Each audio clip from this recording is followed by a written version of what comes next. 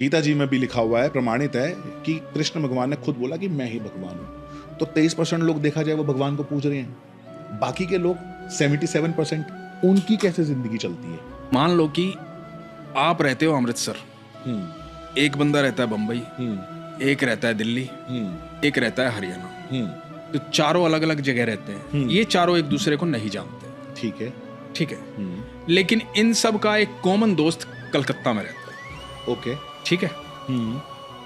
अब जो आप अपने दोस्त को चिट्ठी लिख रहे हैं, तो आप अमृतसर से लिख रहे हैं, आपके यहाँ पोस्ट ऑफिस है, आप वहां पर एड्रेस लिख करके कलकत्ता का चिट्ठी डाल रहे हैं, जो कलकत्ता पहुंच रही है और आपको जवाब आ रहा है।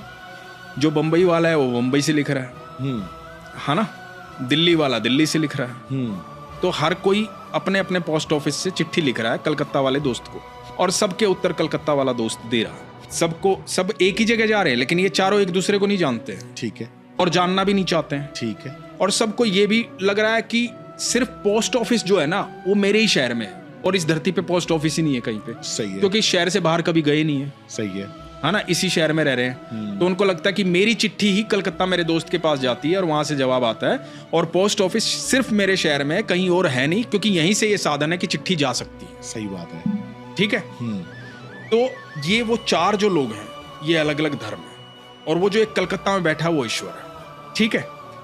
अब क्योंकि इन्होंने एक दूसरे को जानने की कभी कोशिश ही नहीं की, इसलिए अपने में सीमित रह गए। अपने में सीमित रह गए तो इनको लगता है कि मेरी बात पूरी हो रही है, बस। सही बात है। मेरी ही सुनी जा रही है, मेरी ही डाकखाने से चिट्ठी पहुंच रही है। सही बात है ना।